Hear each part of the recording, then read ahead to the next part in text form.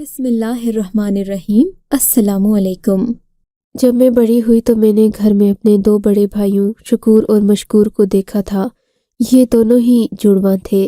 अम्मा कहती थीं कि शकूर और मशकूर हमारे घर के लिए एक नेमत है और इन्हीं की वजह से घर में ये बरकत और सुकून है, जबकि हमारे रिश्तेदार मशकूर और शकूर की वजह से हमसे मिलना जुलना भी बंद कर चुके थे। मैं शकूर और मशकूर की इकलौती बहन थी। घर में सिर्फ अम्मा और भाई होते थे। एक रात मेरी आंख खुली तो अम्मा को बिस्तर पर ना पाकर मैं बहुत परेशान हो गई थी। भाई भी ऐसे थे जिनका चलना फिरना वैसे ही मुश्किल था। उनके काफ़ी सारे काम अम्मा खुद करती थीं। पिछले साल ही तो उन्होंने चलना शुरू किया था। अब ऐसे भाई किसी बहन की हिफाजत क्या करेंगे जिनके अपने जिस्म जुड़े हों और वो ठीक से चल फिर भी न सकते हों। मेरा दिल ज़ोर ज़ोर से धड़कने लगा क्योंकि छत पर मुझे किसी के कदम रखने की आवाज़ आ रही थी। मैं चौंक कर उठ बैठी। मैंने देखा मेरे कमरे का दरवाज़ा भी खुला हुआ था। अम्मा कमरे में मौजूद नहीं थी। अल्लाह का नाम लेकर मैं कमरे से बाहर आई। अम्मा का और मेरा कमरा एक ही था। जब से अब्बा की वफ़ात हुई थी तब से अम्मा मुझे अपने कमरे में साथ ही रखती थी, लेकिन पूरा घर खाली था। अम्मा को ना पाकर मुझे बहुत बेचैनी हुई थी। घर में एक खुला सा सहन था। मैंने जाकर घर के दरवाजे को देखा। घर का बैरूनी दरवाज़ा तो बंद था। इसका मतलब कि अम्मा घर में ही है। मैंने सारे घर की रोशनी जला दी। इधर उधर देखा। मुझे महसूस हुआ कि छत का दरवाज़ा खुला हुआ है और अम्मा वहीं पर मौजूद हैं। मुझे रात के इस पहर छत पर जाना भी बहुत अजीब लग रहा था। बड़ी मुश्किल से जब मैं छत पर पहुंची तो देखा तो अम्मा जायनमाज बिछाए अंधेरे में बैठी दुआ कर रही हैं। उस वक्त मैं दबे कदमों अम्मा के पास पहुंची। ये देखकर मुझे हैरत हुई थी कि अम्मा अल्लाह से रो रो कर अपने की माफ़ी मांग रही थी। या अल्लाह, मैं बहुत गुनहगार हूँ, मगर तू मेरी गलती की सज़ा मेरी औलाद को मत देना। अम्मा के आंसू देखकर मुझे लगा जैसे कि वो अपने किसी बहुत बड़े गुनाह पर पछता रही हूँ। पर इतनी नेक औरत भला क्या गुनाह कर सकती है? मेरा दिल मुसलसल ये सोचने पर मुझे मजबूर कर रहा था। मैंने अम्मा को कंधे से पकड़कर हिलाया तो अम्मा ने चौंक कर मेरी तरफ देखा। वो हड़बड़ा गई थी जैसे मुझे यहाँ आने की तवक्के ना हो उनको। तुम यहाँ क्यों आई हो? तुम्हें मैंने 100 बार कहा है अगर मैं कमरे में ना हूँ तो अंदर से दरवाजे को बंद कर लिया करो। यहाँ छत पर आने की ज़रूरत थी भला? चलो नीचे चलो। जवान लड़की हो तुम, तुम्हें अपनी हिफाजत अब खुद करना पड़ेगी। शकूर और मशकूर तो इस हालत में नहीं कि अपनी बहन को संभाल सकें।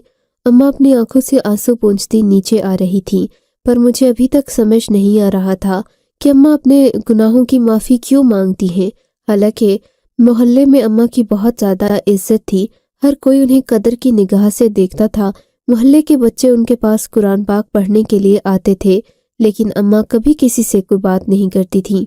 बस हर वक्त रोती और पछताती रहती थी। कभी कभी शकूर और मशकूर की तरफ देखकर अम्मा की आंखों से आंसू रवा हो जाते और कहते कि मेरे बच्चों को मेरे गुनाह की सज़ा मिली है। मैं अम्मा से पूछती भी कि अम्मा, तुमने ऐसा क्या गुनाह किया है जिसकी वजह से शकूर और मशकूर ऐसे पैदा हुए हैं? तब अम्मा खामोश हो जाती और जाकर कमरे का दरवाज़ा अंदर से बंद कर लेती। मुझे अब अम्मा की बातों पर बहुत ज़्यादा गुस्सा आने लगा था। वो खामखा ही खुद को कोसती हैं। मैंने एक दिन सोचा और ये बातें उनसे पूछना छोड़ दी थी। लेकिन ज़िंदगी में इंसान को कभी सुकून नहीं आता। लोग सुकून और चैन से जीने भी कब देते हैं। उस दिन मेरी फुप्पो घर आ गई। फुप्पो हमारे घर में अपने बेटे की शादी की दावत देने आई थी। आते ही अम्मा को शादी का कार्ड पकड़ाकर बोली, जाहिदा तुमने शादी में ज़रूर आना है और हाँ, अपने बच्चों को भी लेकर आना। शकूर और मशकूर, वैसे भी तुम इन बेचारों की शादी की खुशी तो देख नहीं सकती। अच्छा है कि मेरे बेटों की शादी में ही तुम अच्छा सा जोड़ा पहन लेना और अपने सारे अरमान पूरे कर लेना। ये बात सुनकर अम्मा को जैसे गुस्सा सा आ गया। उनकी आंखें लाल हो गई। फुप्पो को ललकारते हुए बोली, तुमने ये कैसे सोच लिया कि मैं तुम्हारे बेटों की शादी में अरमान पूरे करूंगी? मेरे अपने भी माशाल्लाह से 2 बेटे हैं। मैं उनकी शादियां क्यों ना करूंगी? फुप्पो ये बात सुनकर जोर से कहकहा लगाकर हंस पड़ी।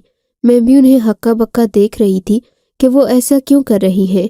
अरे भाई, तुम अपने 2 बेटों की शादियां करोगी कैसे?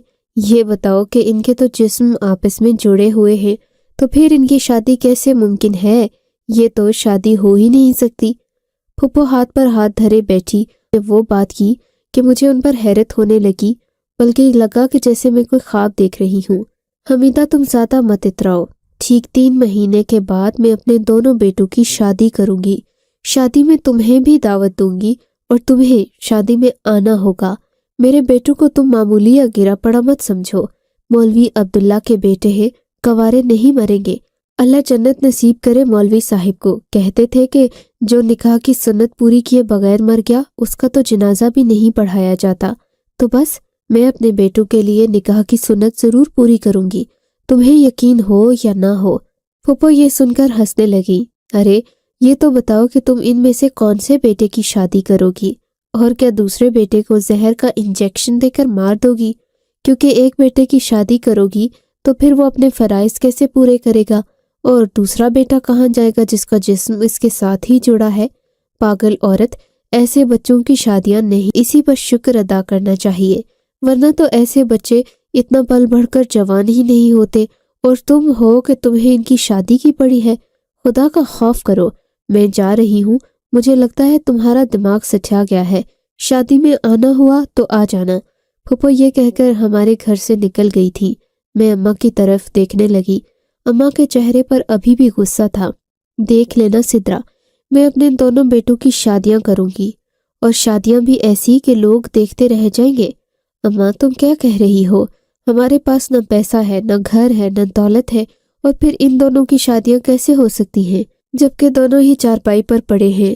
پھپھو کی بات کو دل پر نہیں لینا چاہیے تھا آپ کو، میں نے کہا تو اماں مجھے غصے سے گھورتی ہوئی اپنے کمرے میں چلی گئی اور ہمیشہ کی طرح کمرے کا دروازہ بند کر دیا۔ مگر آج رات کو مجھے اپنے بھائیوں کے ساتھ والے کمرے میں ہی سونا پڑا تھا۔ اماں نے رات تک کمرے کا دروازہ نہیں کھولا۔ میں تو ڈرتی ہی رہی کہ پتہ نہیں کیا ہو گیا۔ اماں کو پہلے کبھی اتنا غصہ کرتے نہیں دیکھا تھا میں نے۔ خیر سے ان کے کمرے میں جانے کے بعد میں شکور اور مشکور کے کمرے میں آئی تو وہ بھی سو رہے تھے۔ میں آج خود انہی کے کمرے میں سو گئی تھی۔ صبح ہوئی تو اماں نے کمرے کا دروازہ کھولا اور کہنے لگی، میں اپنے بیٹوں کا رشتہ ڈھونڈنے جا رہی ہوں، آج گھر میں سارا کام تمہیں کرنا پڑے گا، اس لیے تم ذرا دھیان سے کام کرنا، اور ہاں دوپہر کے لیے کھانا بنا لینا۔ اماں کی بات سن کر مجھے لگا کہ اماں واقعی میں پاگل ہو گئی ہے، ایسے بیٹوں کو رشتہ کون دے گا؟ میں نے اماں سے پوچھا، پر ان کے سر پر تو جیسے جنون طاری تھا۔ اماں گھر سے نکل گئی۔ میں نے ان کا پیچھا نہیں کیا، گھر کے کام جو کرنا تھے۔ خیر 1-2 ہفتے اماں اسی طرح چکر لگاتی رہی۔ 2 ہفتے کے بعد پھپھو ہمارے گھر آئی تو پھپھو کے سامنے اماں نے یہ بم پھوڑا کہ میں نذیر کی 2 بیٹیوں سے اپنے 2 بیٹوں کی شادیاں کر رہی ہوں، اور شادیاں بھی ایسی کہ تمہیں بھی آنا پڑے گا۔ امی کی بات سن کر پھپھو ہکا بکا ہو کر انہیں دیکھنے لگی۔ بھابھی آپ یہ کیا کر رہی ہیں؟ آپ کو پتہ بھی ہے نا، نذیر الدین تو بیچارہ مجبور ہے، لیکن آپ کو کیا مسئلہ ہے؟ آپ کیوں خواہ شادی کے نام پر بے حیائی کرنے جا رہی ہیں؟ خود سوچیں کہ دونوں بیٹوں کی بیویاں ایک کمرے میں کیسے رہ سکتی ہیں۔ ایک لڑکے کی بیوی دوسرے کے لیے غیر محرم ہوگی، اسی طرح دوسرے کا پہلے کی بیوی سے پردہ ہوگا۔ آپ کو ہو کیا گیا ہے؟ آپ میری ضد میں آ کر اتنا بڑا نظام توڑنے جا رہی ہیں۔ آپ کو کوئی احساس نہیں ہے کہ آپ ایک محلے میں رہتی ہیں، لوگ آپ کی عزت کرتے ہیں۔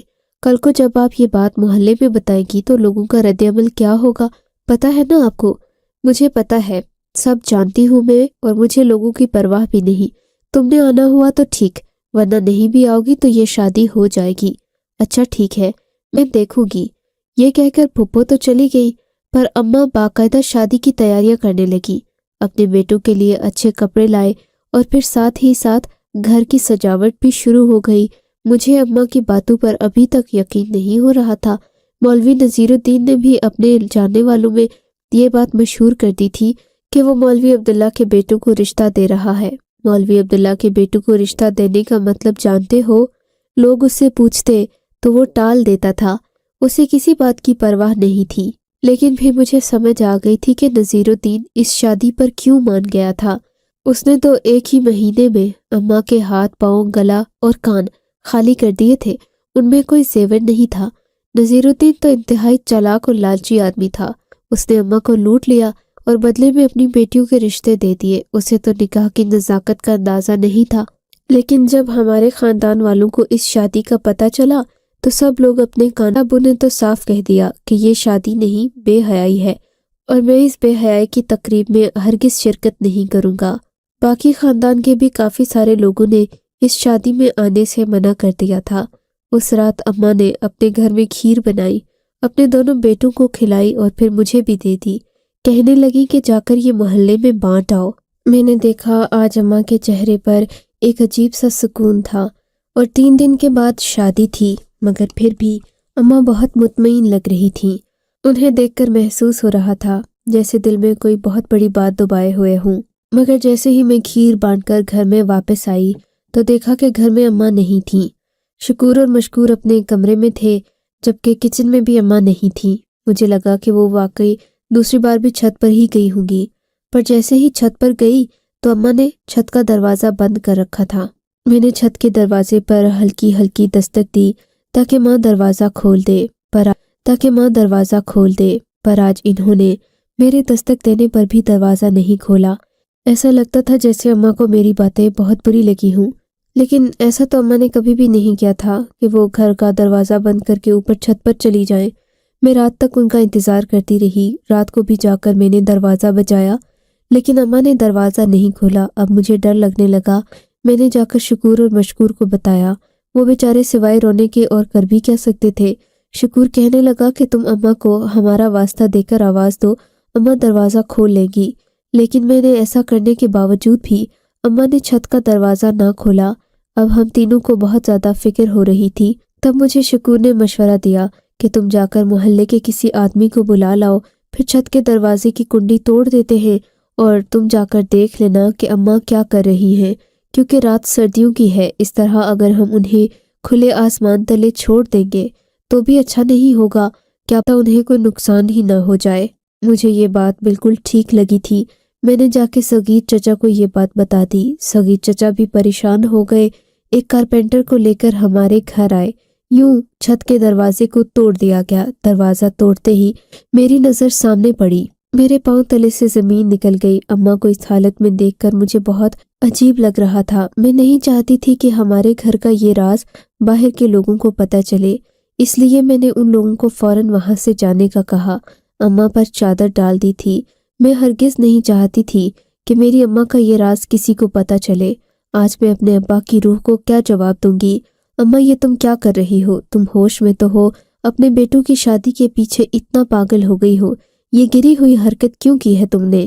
میں دل ہی دل میں سوچنے لگی، پر اس وقت اماں کو کچھ نہیں کہہ سکتی تھی۔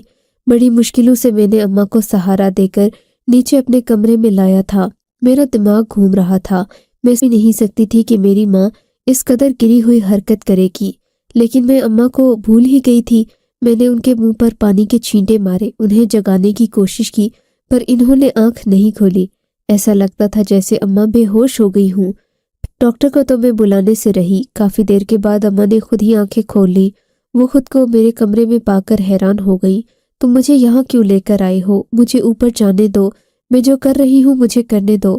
خدا کا خوف کریں اماں، ایسی کون سی مصیبت آ گئی ہے کہ آپ ابا کی روح کو پریشان کرے گی؟ پتہ ہے آپ کو جو آپ کر رہی ہیں اس سے ابا کی روح کو کتنی تکلیف ہوگی؟ نہیں تکلیف ہوگی، جتنی تکلیف ممتا کو ہوتی ہے اس سے زیادہ تکلیف تمہارے باپ کی روح کو نہیں ہوگی۔ کرنے دو مجھے جو میں کر رہی ہوں۔ یہ کہہ کر اماں دیوانہ وار دروازے کی طرف بھاگنے لگی۔ مجھے اپنی ماں کے اس پاگل پن پر بہت پریشانی ہو رہی تھی۔ ہمارے گھر کے حالات بگڑ چکے تھے۔ 3 دن بعد شکور اور مشکور کی شادی تھی۔ حیرت انگیز طور پر شادی کا دن قریب آیا تو اماں کی حالت سنبھل گئی۔ اماں نے مجھ سے تیار ہونے کو کہا۔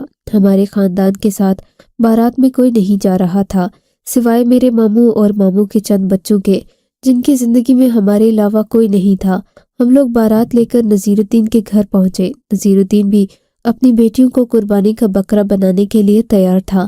اماں نے ایک پوٹلی اسے تھما دی تھی۔ نذیر الدین نے وہ کھول کر دیکھی، اس کی آنکھیں چمک گئی تھیں۔ یقیناً یہ سونا ہوگا، میں نے دل میں سوچا اور افسوس کرنے لگی۔ کیسا باپ ہے جو اپنی بیٹیوں کا سودا کر رہا ہے۔ اماں نے مولوی صاحب کو بلوایا۔ مولوی صاحب نے بڑی مشکلوں سے اماں کے منت سماجت کرنے پر میرے بھائیوں کا نکاح پڑھا دیا تھا۔ शकूर और मशकूर दोनों शादीशुदा हो चुके थे और अम्मा की दो बहुएं भी घर में आ चुकी थीं। बड़े अजीब से लम्हात थे। हम उन दोनों लड़कियों को लेकर यानी उन्हें रुखसत करके अपने घर लेकर आ गए। मैंने अपने कमरे में बिठाया। मैं अम्मा का मुंह देखने लगी। माँ, तुम अपना सारा सोना बेचकर इन दोनों लड़कियों को खरीद कर तो लाई हो, पर इन्हें सुहागन कैसे बनाओगी? क्यों नहीं बनाऊंगी? मेरे बच्चों का पूरा पूरा हक है वो अपनी शादीशुदा जिंदगी गुजारें, बच्चे पैदा करें, अपनी नस्ल को आगे बढ़ाएं। अम्मा, तुम पागल वागल तो नहीं हो गई? पता है ना कि तुम्हारे दोनों बेटों के जिस्म जुड़े हुए हैं और ये दोनों लड़कियां अलग अलग हैं। ये सब कुछ नहीं हो सकता। खुदा के लिए जितनी जिंदगियां बर्बाद करती हैं उस पर रुक जाएं। मेरी बात सुनकर अम्मा हंसी और उन दोनों लड़कियों को लेकर मेरे कमरे से चली गई। अम्मा, क्या करने लगी हो? वो उन दोनों लड़कियों को लेकर भाई के कमरे की तरफ बढ़ रही थी। शकूर और मशकूर को दुल्हा बने देखकर मुझे खुशी तो हुई थी, लेकिन अब जो हो रहा था वो वाकई में नाकाबिले यकीन था। अम्मा ने जाकर उन दोनों लड़कियों को उस कमरे में रखा और कमरे के बाहर दरवाजे को बंद कर दिया। मैं जाकर दरवाज़ा पीट भी नहीं सकती थी। वो दोनों शादी कर चुके थे, उनका निकाह हो चुका था। अब मैं कैसे कह सकती थी कि उन्हें कमरे में नहीं जाना? अब अम्मा ही रह गई थीं जो कि छत पर चली गई थीं। मैं उनके पीछे पीछे गई, मगर छत का दरवाज़ा हमेशा की तरह बंद था। मैं दरवाजे के पीछे से चिल्लाने लगी, अम्मा दरवाज़ा खोलो, तुम्हें क्या हो गया है? छत पर रहकर क्यों खुद को बर्बाद करोगी? इतनी सर्दी है। अब क्या मैं दोबारा से जाकर चचा को बुलाऊं, दरवाज़ा तोड़ूं और फिर तुम तक पहुंचूं? आखिर अम्मा ने मेरी बात का जवाब दे ही दिया। तुझे खुदा का वास्ता है मेरी बेटी, वापस चली जा नीचे। आज मुझे मत तंग कर। मैं जो कर रही हूँ मुझे करने दे। अपने बच्चों के लिए, अपनी औलाद के लिए ये सब कर रही हूँ। वो रब है, वो किसी की भी सुन सकता है। वो चाहे तो कुछ भी हो सकता है। अम्मा की आकर मैं दरवाजे के पास ही बैठ गई। नहीं चाहती थी कि अम्मा आधी रात को चीख मारे और कोई सुनने वाला भी ना हो, कोई बचाने वाला भी ना हो। बैठे बैठे मुझे नींद आ रही थी। 2-3 घंटे गुजर गए, न अम्मा ने दरवाज़ा खोला न मैं वहाँ से उठी। सर्दी में मेरे हाथ पांव शल हो चुके थे। मुझे अपना वजूद अब बेजान सा महसूस हो रहा था। तभी सुबह की अजान की आवाज़ मेरे कानों से टकराई। मैंने अजान पर अपने आप को झंझोड़ते हुए उठाने की कोशिश की। अम्मा दरवाज़ा नहीं खोल रही थी। मोहल्ले में एक बार मैं तमाशा नहीं बनाना चाहती थी। जो कुछ पहले हो चुका था वही काफ़ी था। मैं नीचे आ गई। सोचा कि शकूर और मशकूर से उनकी बात पूछूं, उनके साथ क्या हुआ और अब आगे क्या करना है। पर सुबह तो जैसे मैंने अपनी ज़िंदगी का सबसे नाकाबिले यकीन मंजर देखा था। मैं क्या देखती हूँ, शकूर और मशकूर अपनी अपनी जगह पर अलग अलग खड़े हैं। उन्हें अपने सामने खड़ा देखकर मुझे लगा मैं कोई ख्वाब देख रही हूँ। उनकी बीवियाँ उनके साथ खड़ी नाश्ता बनाने में मदद कर रही थीं। शकूर ने आगे बढ़कर मुझे गले लगा लिया। वो बहुत खुश लग रहा था। मुझे यकीन नहीं आ रहा मेरी बहन, लगता है मैं भी कोई ख्वाब देख रहा हूँ। पर यह सब मुमकिन हुआ है। ये आज ही की रात मुमकिन हुआ और ये हो भी गया। देखो, तुम्हें भी यकीन नहीं आ रहा होगा। मैं तो अपने आप को आज़ाद महसूस करके बहुत खुश हूँ। इतना खुश कि बता नहीं सकता। पर यह सब हमारी माँ की वजह से हुआ है। अगर हमारी माँ कोशिश नहीं करती तो हम सब इसी तरह अपनी ज़िंदगी गुजार देते। ज़िंदगी की ये खुशियाँ कभी देख नहीं सकते थे, हत्ता कि हमें मौत आ जाती और हम वापस खाक में मिल जाते। मैं अपने भाई को हाथ लगाकर देखने लगी। उसके जिस्म पर ना कोई जख्म था, ना ही कोई छुरी का निशान या कैंची का निशान, जिससे मुझे लगे कि मेरे भाइयों की सर्जरी हुई है या अम्मा ने इनका कोई इलाज करवा दिया है। मुझे याद आई थी। शकूर और मशकूर की हकीकत पर यकीन करने के बाद मुझे याद आया, अम्मा को तो मैं छत पर ही छोड़ आई थी। सुबह के 6 बजे थे। मैं छत पर गई। अम्मा दरवाज़ा खोले बैठी खुदा का शुक्र अदा कर रही थी। उनका सर सजदे में था जबकि जायनमाज खाली थी। मैं अम्मा की तरफ देखने लगी। ये क्या कर दिया अम्मा? तुम्हें और क्या करती बेटी, मुझे बताओ। इससे ज़्यादा सुकून और खुशी वाली क्या बात हो सकती थी कि मेरे दोनों बेटे अपने पाँव पर खड़े हो जाएं। और क्या मांग सकती थी मैं खुदा से? ठीक ही किया अम्मा।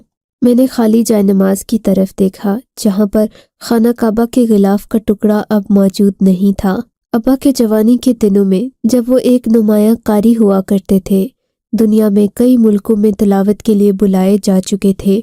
ابا کو غلاف کعبہ کا ٹکڑا ملا تھا اور شاید انعام کے طور پر ہی ملا تھا۔ ابا کو امام صاحب نے ایک بات بڑی رازداری کے ساتھ بتائی کہ تم اس غلاف کعبہ کے واسطے اللہ سے جو مانگو گے وہ تمہیں مل جائے گا، پر اس کے بعد یہ ٹکڑا تم سے چھن جائے گا۔ پھر تم اللہ سے دعا تو کر سکتے ہو، لیکن اپنی کسی نیک نیتی اور عمل کا واسطہ دے کر یہ تم سے چھن جائے گا۔ ہاں، ایک بات یاد رکھنا، کبھی کوئی بلا وجہ کی ناجائز خواہش کے لیے اس غلاف کا استعمال مت کرنا۔ ابا نے یہ ٹکڑا اماں کو دے دیا تھا، اس کے بعد اماں نے اپنے پاس ہی رکھا۔ کبھی زندگی میں کوئی ایسی نوبت نہیں آئی کہ اس کا استعمال کیا جاتا یا اللہ کے سامنے اس کا واسطہ دے کر اللہ سے کوئی بات منوائی جاتی۔ پھر جب پھپھو نے اماں کو تانا دیا، ان کو یہ بات یاد آئی تو اماں اللہ سے دعا کرنے لگی۔ اتنی دعا کی کہ رو رو کر ہلکان ہو جاتی تھیں۔ بالآخر غلاف کعبہ کا واسطہ بھی دے دیا، اور اس رات جب اماں کی دعا قبول ہوئی تو غلاف کا ٹکڑا اماں کے سامنے سے غائب ہو گیا۔ یہ اللہ کا ایک معجزہ ہی تھا، ورنہ میرے بھائیوں کے ساتھ جو مسئلہ تھا وہ تو دنیا کا بڑے سے بڑا ڈاکٹر بھی حل نہیں کر سکتا۔ میرے دونوں بھائی اب اپنی بیویوں کے ساتھ خوش ہیں، لیکن مجھے کبھی کبھی ان کی پرانی حالت یاد آتی ہے تو یقین نہیں آتا۔ ایسا لگتا ہے کہ یا تو وہ لمحہ خواب تھا یا جو ہم اب وقت گزار رہے ہیں وہ ایک خواب۔ آپ کو اگر یہ کہانی اچھی لگی ہے تو اس ویڈیو کو لائک کیجیے، اور اس طرح کی مزید کہانیاں سننے کے لیے ہمارے چینل کو ضرور سبسکرائب کیجیے۔ کہانی سننے کا شکریہ۔ آپ سے ملاقات ہوگی اگلی ویڈیو میں، تب تک کے لیے اللہ حافظ۔